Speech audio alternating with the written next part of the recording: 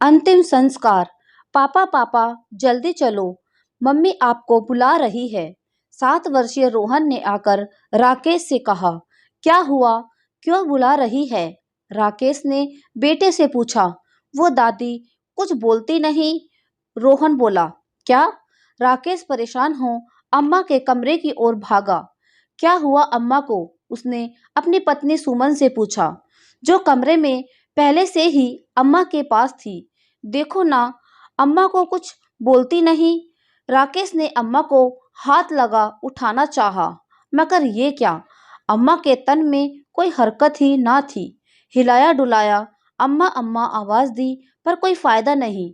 अम्मा परलोक गमन कर चुकी थी। सुमन दहाड़े मार कर रोने लगी और राकेश से बोली, जाइए दोनों देवर जी को खबर करिए।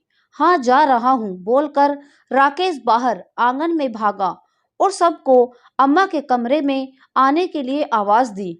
राकेश की आवाज सुनकर सभी अम्मा के कमरे की ओर दौड़े। विमला देवी, हाँ ये नाम है अम्मा जी का। पति महेश प्रसाद बिजली विभाग में कार्यकर्ता थे। 3 बेटे राकेश, रमेश, दिनेश और 2 बेटियां रुचि रानी थी। बड़ा सा घर था, खेती बाड़ी भी बहुत थी। रुपये पैसों की कोई कमी नहीं थी। तीनों बेटों की शादियां हो चुकी थी। सुमन, रेनू, कंचन तीनों बहुएं थी। बेटियां अपने घर की हो चुकी थी। 3 बेटे बहू पोते पोती से भरा पूरा परिवार था अम्मा जी का। पूरे घर पर अम्मा जी का ही राज चलता था। सब लोग एक ही साथ रहते थे। कोई भी काम बिना उनकी मर्जी से नहीं होता था। पर नियति को अम्मा जी की खुशी रास न आई, या न जाने किसी की नजर लग गई।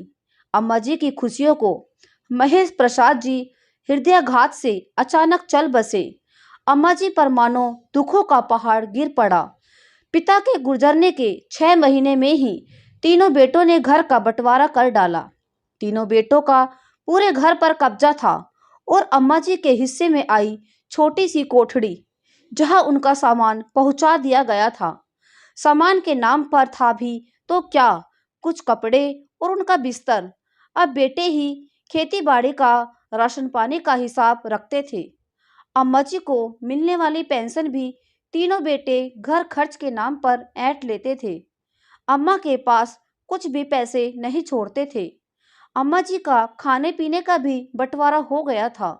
सुबह का चाय नाश्ता बड़ी बहू, दोपहर का खाना मंझली बहू और रात का खाना छोटी बहू के यहाँ मिलता था। वो भी एक बार परोसने के बाद दोबारा कोई न पूछता था। अम्मा जी तीनों बहुओं के साथ काम करती थी, मगर अपनी इच्छा से कुछ न कुछ खा नहीं सकती थी, न ही किसी के सामान को हाथ लगा सकती थी।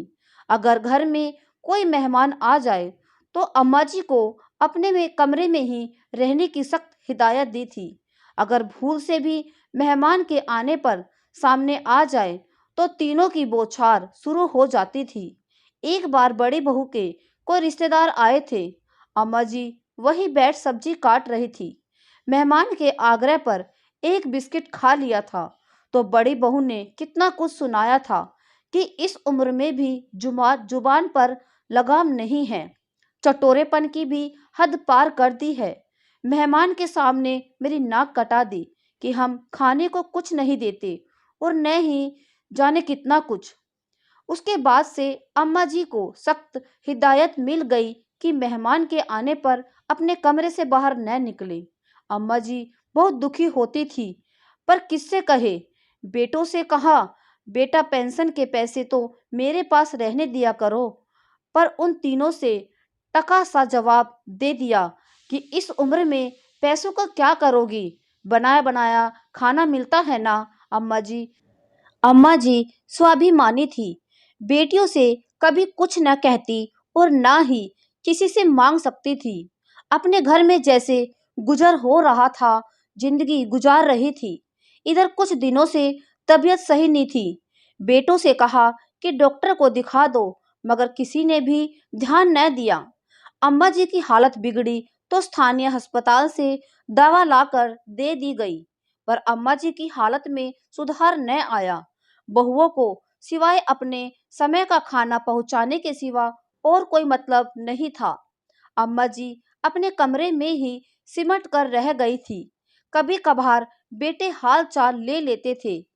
पोता पोती भी कमरे में कभी कभार जाकर खाना पहुंचा देते थे और बर्तन उठा लाते थे। बस इसके सिवाय कोई और मतलब न था किसी को। आज जब बड़ी बहू चाय लेकर गई थी तो अम्मा जी की हालत देखकर अपने पति को बुला भेजी। अम्मा जी स्वर्ग सिधार चुकी थी। उनका पार्थिव शरीर आंगन में लाया जा चुका था। बेटियों को भी खबर पहुंचा दी गई थी। वे भी सह परिवार आ गई थी। रो रो कर बुरा हाल था कि अम्मा मरते मरते मर गई, पर किसी से भी अपना दुख परेशानी नहीं बताई। ना ही हम लोगों के साथ रहने गई कि बेटी के घर रहना शोभा नहीं देता। अब अम्मा जी के अंतिम संस्कार की तैयारी होनी थी, पर कमरे के अंदर तो अलग ही कोहराम मचा था कि अंतिम संस्कार कैसे हो, कितना खर्च होगा, कैसे किया जाए। तीनों बेटे बहू में बहस चल रही थी। राकेश, मैं तो कहता हूँ कि जितना भी खर्चा हो तीनों लोग बराबर लगाएंगे। रमेश, न भैया, मेरे पास इतना पैसा नहीं। मैं तो कहता हूँ कि कम से कम खर्चा करो। दिनेश, क्यों ना हम अम्मा को विद्युत स्वगृह ले जाएं, वहाँ खर्च भी कम होगा। राकेश, अरे पर समाज बिरादरी में तो मुंह दिखाना है ना। अंतिम संस्कार का सामान, पंडित और भोज का खर्च मिलाकर कम से कम 70-80 हजार का तो आएगा ही। रमेश, पर अभी मेरे पास इतना पैसा नहीं है। आप लोग लगा दो, मुझसे बाद में ले लेना। दिनेश, मेरा तो काम अभी वैसा ही मंदा चल रहा है और अब तो अम्मा की पेंशन भी बंद हो गई है, वो भी नुकसान हुआ। बाहर सब सामान के आने का इंतजार कर रहे थे और अंदर खर्च कौन करे, इस पर बहस हो रही थी। तीनों में से कोई भी खर्च करने को तैयार न था। तीन बेटे मिलकर भी एक माँ का अंतिम संस्कार का सामान नहीं ला पा रहे थे। बहस की आवाज बाहर तक आ रही थी। दोपहर हो रही थी पर कोई नतीजा न निकला। अम्मा जी का पार्थिव शरीर अंतिम विदाई का इंतजार कर रहा था। लोगों में कानाफूसी शुरू हो गई थी। तभी किसी व्यक्ति ने आकर राकेश को आवाज दी। राकेश को बाहर बुलाया गया। उस व्यक्ति ने सबके सामने राकेश के हाथ में 1 लाख रुपए रखे और बोला, इन पैसों से अम्मा जी की अंतिम विदाई का सामान ले आओ और बाकी खर्च भी इनमें से हो जाएगा। मगर ये पैसे मैं कैसे ले सकता हूँ? फिर उधार के पैसे से अम्मा की विदाई? ना ना, ये नहीं हो सकता। ये पैसे उधार नहीं दे रहा हूँ, बल्कि उधार चुका रहा हूँ, व्यक्ति ने जवाब दिया। मगर कौन सा उधार? हमें इसके बारे में कुछ नहीं पता है। राकेश बोला, जी मैंने आपके पिताजी से 70 हजार रुपए उधार लिए थे अपनी बेटी की शादी के लिए। उनके देहांत के बाद जब मैंने अम्मा जी को रुपए लौटाने चाहे तो उन्होंने कहा कि अभी अपने पास रखे रह, जब मुझे जरूरत होगी तो ब्याज लगाकर दे दियो। तब से ये पैसे मैंने संभाल कर रखे थे, जो आज तक के ब्याज लगाकर 1 लाख हो गए हैं।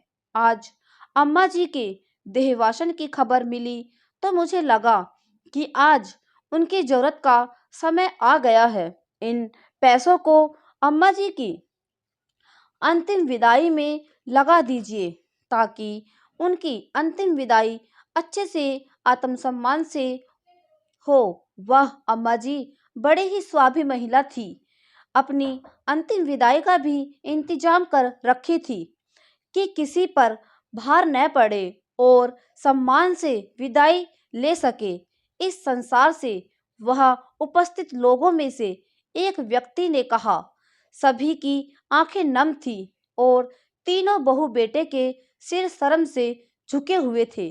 तो दोस्तों, यह कहानी आपको कैसी लगी कमेंट में ज़रूर बताएं। वीडियो को लाइक करें, शेयर करें और हमारे चैनल को सब्सक्राइब करें। Thank you.